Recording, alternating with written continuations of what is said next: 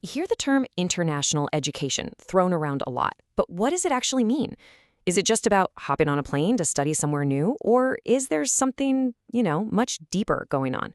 Today, we're going to try and make sense of this whole idea of an education without borders. All right, let's jump right in. When I say international school, what's the first thing that pops into your head?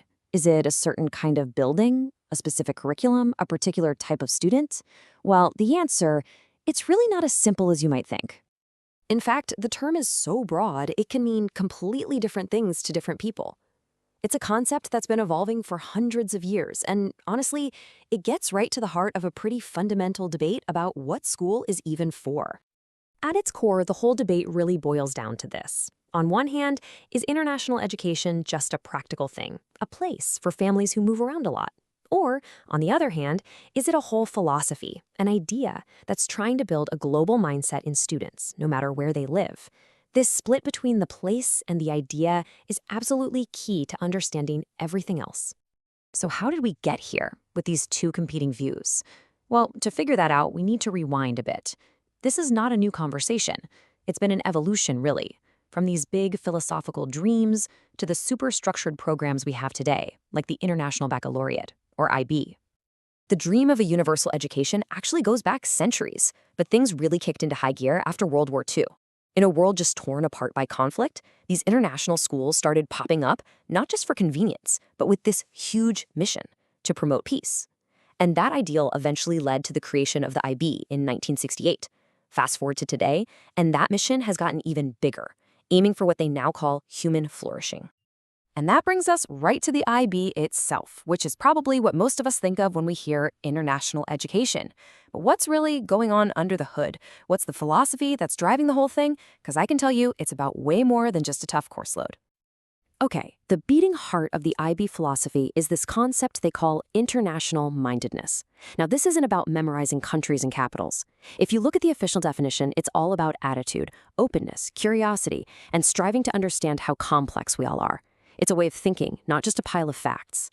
So that's the big idea. But how do you actually get students to be like that? Well, the IB uses something called the learner profile. And this is not just a list of nice-sounding words. It's literally a blueprint for the kind of person they're trying to help create. Look at traits like risk-takers or reflective. Those aren't typical academic subjects, right? They're character traits designed to build that curious, open-minded person. And this quote from the IB's Director General, wow, it really takes things to another level. The end goal isn't just a good grade or getting into a top university. It's human flourishing. It's basically framing education as the answer to this massive question. How do you grow up to be a good human being in these crazy modern times? Now, to chase a goal that big, you can't just stick to the old playbook. It means you have to totally shift how you teach. You have to move away from just memorizing facts in separate boxes like history and biology, and instead focus on developing skills like critical thinking or collaboration that cut across all those subjects. I mean, the world's biggest problems aren't neatly divided into subject areas, so why should our education be? But of course, the IB isn't the only game in town. The world of international schools is incredibly diverse. So let's take a look at how the IB's philosophy-first approach stacks up against the other options out there. A really helpful way to make sense of all the different schools is to picture a spectrum. On one end, you've got what we can call market-driven schools. They exist mostly to meet a practical need, usually for expat families. And on the other end, you have ideology-driven schools, which were founded with a very specific mission, like promoting global peace. This table kind of breaks that down.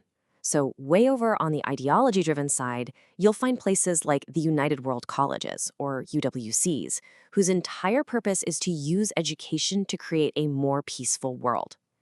Then, on the other, market-driven end, you might have something like an American or French school abroad. It's there to serve a specific community with a curriculum from back home. So, where does the IB fit in all this? Well, IB World schools are often a mix, a hybrid. They have that strong philosophical mission, but they also have the very practical job of getting kids into universities all over the world. So, if there's one thing to take away from all this, it's that international education isn't about the sign on the front of the building. It's about the process that's happening inside, the curriculum, the way people interact, and the philosophy behind it all. You could have a school with students from 50 different countries that still teaches a very narrow, nationally focused curriculum. And what's the result of growing up like this? Well, this lifestyle often creates what are known as third culture kids. These are people who don't feel like they 100% belong to their parents' culture or to the cultures they've lived in. Instead, they build connections to all of them, creating their own unique third culture.